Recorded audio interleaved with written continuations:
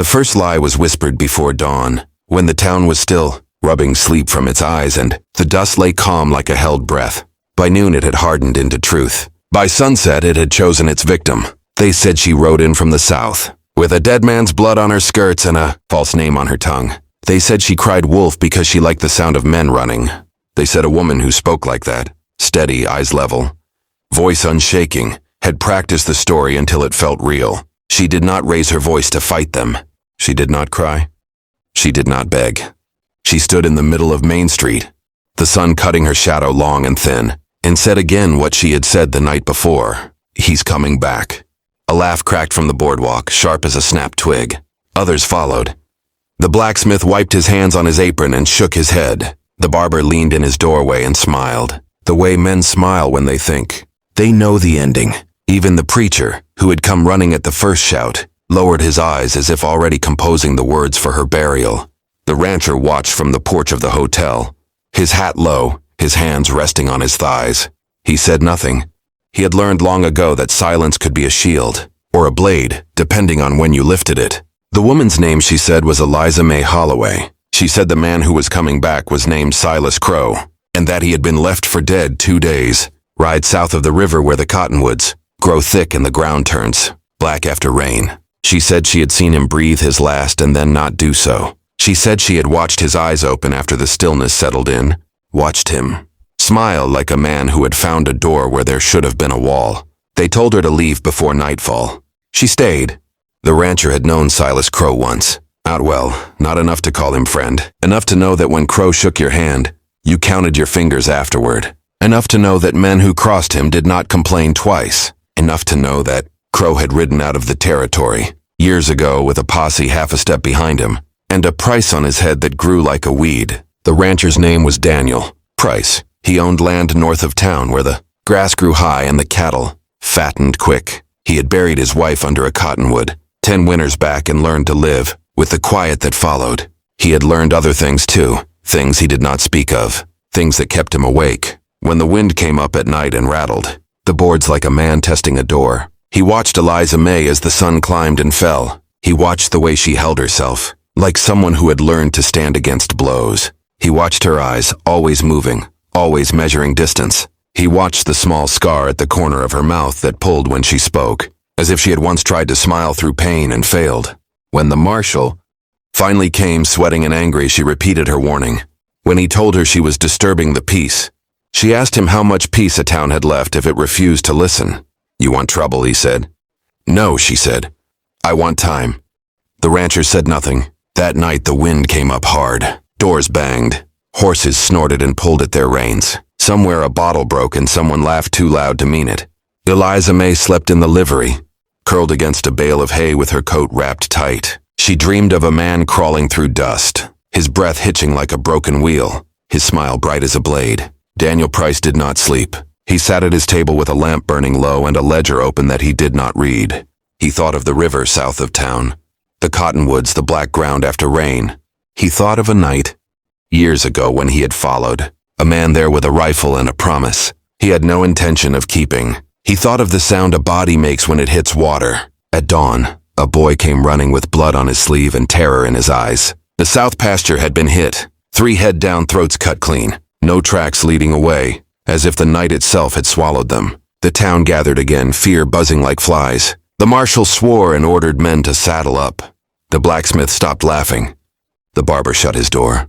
The preacher prayed louder. Eliza May stood apart, her face pale but set. "He's close," she said. "He moves at night. He watches first." Someone threw a stone. It missed her by inches and skittered across the dirt. "Liar!" a woman shouted, her voice cracking. "You bring this on us." Daniel Price felt something twist under his ribs. He stepped off the porch and walked toward Eliza May. The crowd parted, surprised by his movement. He stopped an arm's length away. "What did he look like?" he asked quietly. Her eyes flicked to his, sharp. "You know," she said. He held her gaze. He did not deny it. He did not confirm it. "What do you want from us?" the marshal demanded. "To leave," she said. "All of you. Or to fight like you mean it, not with talk." They chose talk. By the 3rd night, 2 more cattle were dead, and a hand from the south place was missing. They found his hat by the river, and a smear of blood on a cottonwood trunk. The marshal's hands shook when he poured his coffee. The men who had laughed now checked their rifles twice. Daniel Price rode south alone at first light. He did not tell anyone where he was going.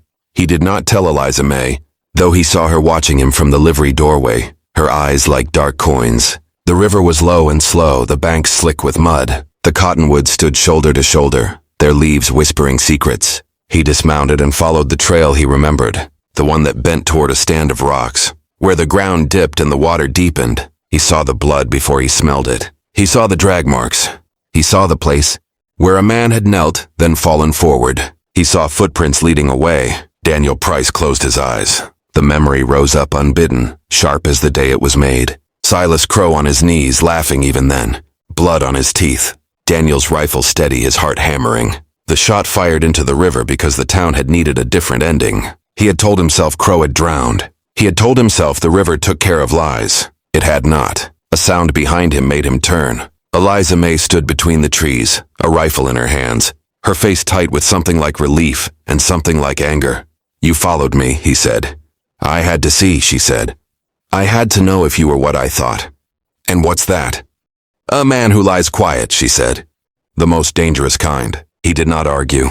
They found the body by noon, or what was left of it. The missing hand lay twisted among the roots, his eyes open, his mouth pulled into a grin that did not belong to him anymore. Eliza May did not look away. "He does that," she said. "Leaves pieces. Sends messages." Daniel Price swallowed. "Why are you really here?" he asked. She turned then, her eyes burning. "Because he killed my sister," she said. "And because you didn't." The truth hit him harder than any blow. He staggered back a step. "I thought—" "You thought the river would finish it," she said. "It didn't. It taught him how to come back." They rode back together. The town did not cheer when they arrived. It huddled, waiting for someone else to decide. Daniel Price stood in the street and told them what he had done.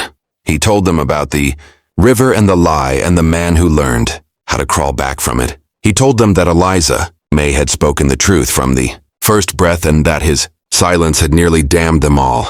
The marshal took off his badge and dropped it in the dust. The preacher stopped praying. Silas Crow came at dusk, riding a pale horse that moved like a ghost. He wore a coat torn at the sleeve and a smile that did not reach his eyes. He did not rush. He circled the town once, slow, letting them see him whole. Fear broke into screams. Daniel Price walked out to meet him. Eliza May walked with him. They stopped 10 paces away. "You should have finished it," Crow said pleasantly. "I am now," Daniel said. The first shot cracked the air. The second followed. The horse screamed and went down. Crow rolled clear, laughing even as he bled. He rose, moving wrong, too smooth for a wounded man. Men fired from the boardwalks. Bullets tore into him, spun him, dropped him to a knee. He got up again. Eliza May's hands were steady. She waited until his eyes found hers. She fired once, straight through his smile. He fell, and this time he did not rise. They burned the body until there was nothing left to argue with. The river ran on, innocent as ever. When it was over, the town did not thank Eliza May. It did not thank Daniel Price. It went back to work. Quieter, now eyes a little less sure of themselves. Eliza May left at dawn. Daniel Price watched her go from the porch of the hotel. "You could stay," he said. She shook her head. "Truth costs," she said. "Someone always pays." He watched the dust settle behind her. He stood there a long time. That winter, the rancher sold his land and moved north. The cottonwood by his wife's grave grew taller. The river kept its secrets. And the town remembered in its own crooked way that the worst lies are the ones we tell ourselves. And that silence, held too long, can kill just as surely as a bullet.